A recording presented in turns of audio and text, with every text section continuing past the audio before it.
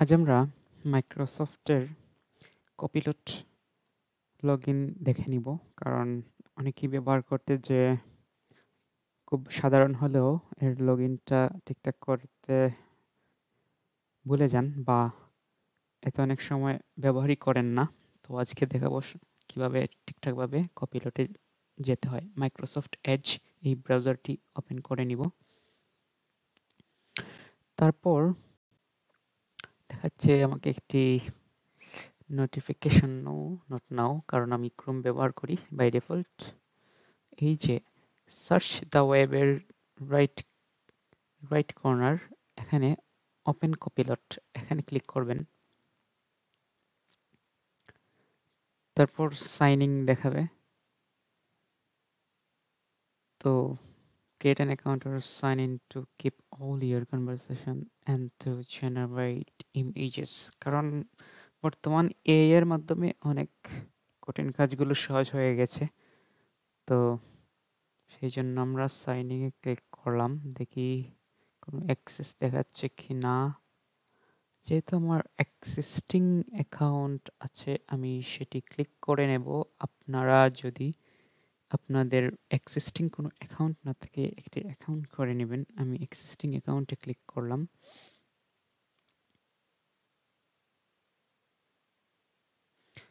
আমার ফিঙ্গারপ্রিন্ট দিয়ে আমি লগ ইন করে নিচ্ছি। এটি হলো আপনার মাইক্রোসফট যে ল্যাপটপ বা কম্পিউটার আপনি ব্যবহার করছেন, মাইক্রোসফট উইন্ডোজের কারণে অটোমেটিক একটি আইডি লগ ইন থাকে। আমি সেটার মাধ্যমে লগ ইন করে নিলাম। ভিন্ন পদ্ধতি আছে, নতুন করে আপনি ইমেল অ্যাডজাস্ট করে নেবেন, সেটিও আমি দেখাবো অন্য কোনো ভিডিওতে। তো get started. Your first name,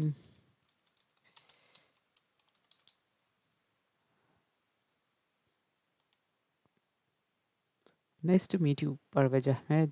How should my voice sound?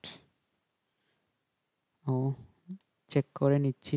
I can get philosophical, creative, or poetic. Let's explore the world together. I can write stories, brainstorm ideas, and I can sound like this. As a companion, I learn about you and help unpack your thoughts. Let's explore the world together. I can be your sounding board as you work through challenges. এই ভয়েসটি choose করে নিব। Next. তো আমার যে পেজটি দরকার ছিল আমি সাইন আপ করে নিলাম, মানে লগ ইন করে নিলাম। এই যে আমার এক্সিস্টিং যে অ্যাকাউন্ট ছিল সেটি থেকে সাইন ইন করে নিলাম। এখন আমি যা সার্চ করব, মেসেজ করব কপিলটকে, তাই আমার সামনে দিয়ে দেবে। Try new something. তো give me a curl, give me a curl image who stand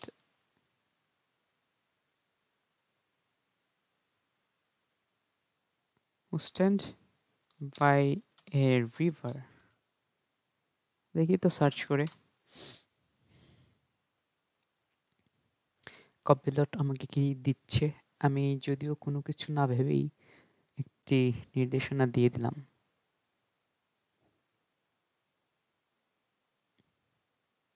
wow, that's great.